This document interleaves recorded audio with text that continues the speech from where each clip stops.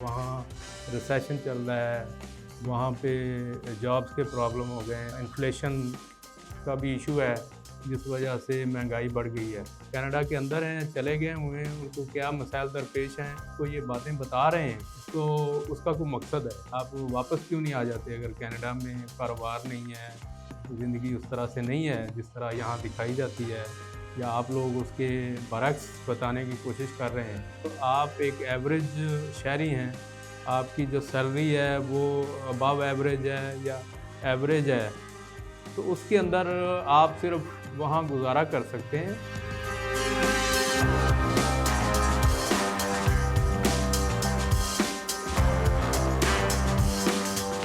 बिस्मिल्लाहिर्रहमानिर्रहीम। दोस्तों, मैं हूं सैयद एजाज गिलानी। उर्दू कनाडा के प्लेटफॉर्म से एक नई वीडियो के साथ हाज़िर हैं।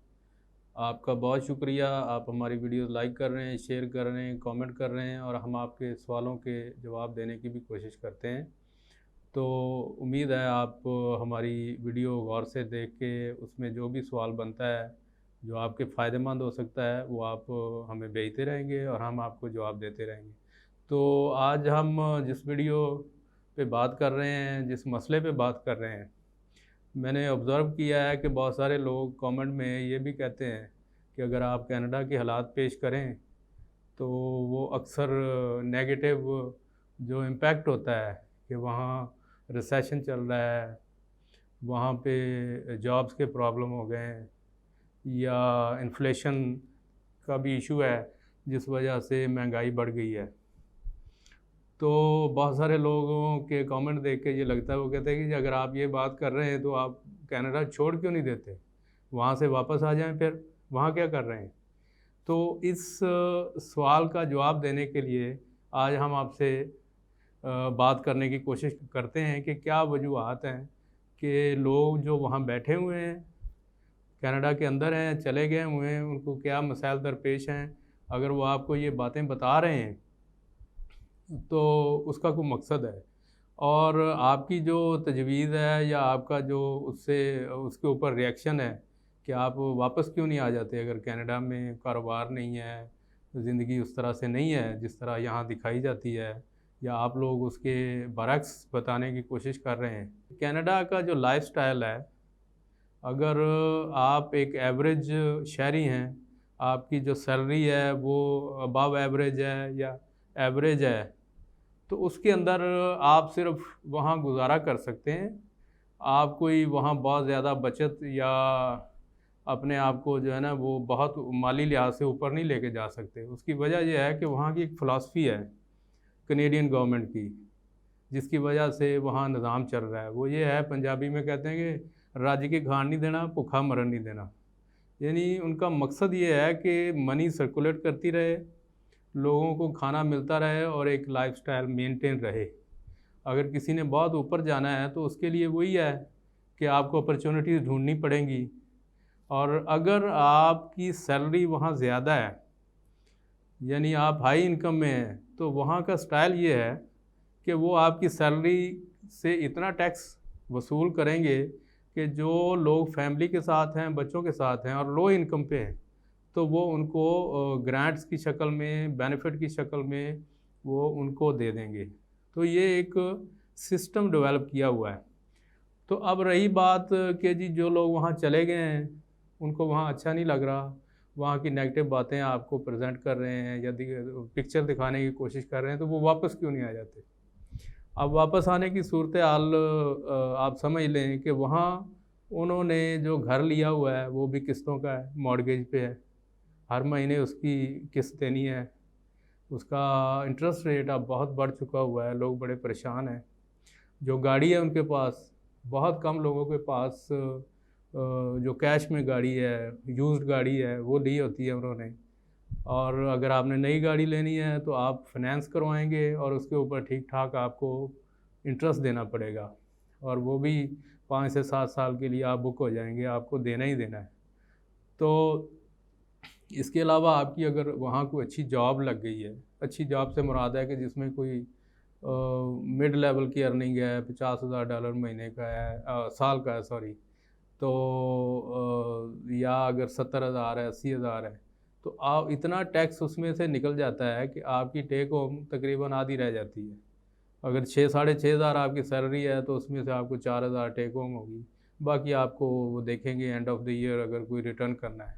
तो लोगों की इतनी हैसियत नहीं रहती कि वो अपनी जॉब को रिस्क पे डालें और वहाँ से वापस आके तो पाकिस्तान या इंडिया या बांग्लादेश मुल्क में जैसे मुल्क में आके रह लें, क्योंकि यहाँ जो हालात हैं पहले से सिस्टम इन मुल्कों में प्रिवेल नहीं कर रहा, चल नहीं रहा, माफिया जो हैं वो बैठे हुए हैं। अब इसकी मिसाल मैं आपको एक देता हूँ कि 9/11 हुआ, तो वहाँ से जो पाकिस्तानी थे उनके लिए कोई चाराकार नहीं था। वहाँ इतनी ज़्यादा मुखालफत थी, लोगों में गम व गुस्सा था, तो बहुत सारे यानी हज़ारों की तादाद में लोग वहाँ से वापस पाकिस्तान आए। उनके पास पैसे थे तो उन्होंने आके यहाँ करना क्या था, इन्वेस्ट किया स्टॉक मार्केट के अंदर, रियल स्टेट के अंदर।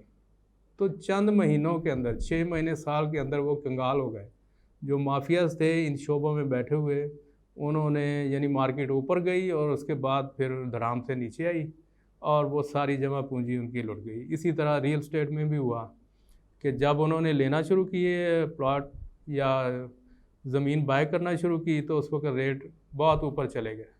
उसके बाद इसी माफिया ने उसको इतना नीचे लेके आया कि वो औने पौने दामों फ़रोख्त करके बेचारे फिर वापस चले गए जब वहाँ हालात बेहतर हुए।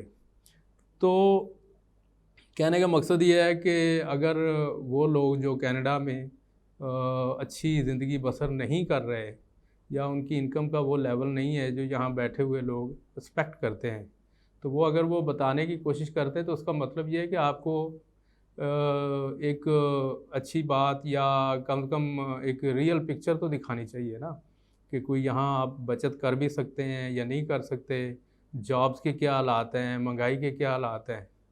तो इसमें अगर वो आप उनको कह रहे हैं कि वो ख़ुद वापस आ जाएं, नए जाने वालों को डिस्करेज कर रहे हैं, तो इसका मकसद ये है कि अपने आप को तैयार करके आएँ। यहाँ पे बहुत सारे लोगों के पास पैसा है, अगर आप कनाडा पैसे ले भी जाएं तो वहाँ कोई ढंग का इस तरह का बिज़नेस शुरू नहीं कर सकते जिस तरह की इनकम यहाँ पे पाकिस्तान में लोगों को मुख्तलिफ कारोबार से हो रही होती है। तो वो एक बैलेंस्ड उन्होंने जो है ना अपनी स्ट्रेटजी बनाई हुई है कि बहुत ज़्यादा जो बंदा अर्न करेगा उतना ही उसे टैक्स ले लेंगे। इसी वजह से जो लोग वहाँ 30 साल से 40 साल से रह रहे हैं उनके हालात अभी भी इसी तरह ही हैं कि घर लिया हुआ है तो वो अब उनकी प्राइस इतनी चली गई है कि वो खुश तो होते हैं कि जी हमारा मकान इतने मिलियन का हो गया है, लेकिन जब वो उसको बेचेंगे, नया लेने की कोशिश करेंगे तो वो भी उससे ज़्यादा महंगा हो चुका होता है। तो अगर कनाडा के लोग वापस आ जाएं, जो हालात हैं जिसकी कोई उम्मीद नहीं आने की, लेकिन यहाँ वापस आएंगे तो उनके साथ क्या सलूक होगा ये आप बेहतर समझते हैं। तो वो इस तरह नहीं चाहते कि ना खुदा ही मिला ना विसाले सनम, ना इधर के रहे ना उधर के रहे। आप अगर चाहते हैं कि आपको सही पिक्चर दिखाई जाए तो उनकी बात जो है ना वो सही भी है। मुख्तलिफ जो वीलॉग कर रहे हैं लोग या बहुत सारे लोग जो आपको मालूमात देने की कोशिश करते हैं, तो मैं चूँकि वहाँ रहा हूँ तो मुझे इस बारे में बेहतर अंदाज़ा है कि वो गलत भी नहीं कह रहे और उनकी कोशिश है कि जो यहाँ से बहुत सारे लोग मूव कर रहे हैं या मूव करने की पोजीशन में हैं या उनकी ख्वाहिश है, तो उनको एक तरह से एक प्रॉपर पिक्चर दिखाई जाए। तो ये आज की एक बात थी और नई वीडियो के साथ हम इंशाल्लाह आपके साथ मुख्तलिफ और मौज़ूआत हैं उनमें बात करते रहेंगे। तो आप हमारे यूट्यूब चैनल को सब्सक्राइब कर लें, लाइक एंड शेयर करें। तो मिलते हैं एक नई वीडियो के साथ, तब तक अपना ख्याल रखें।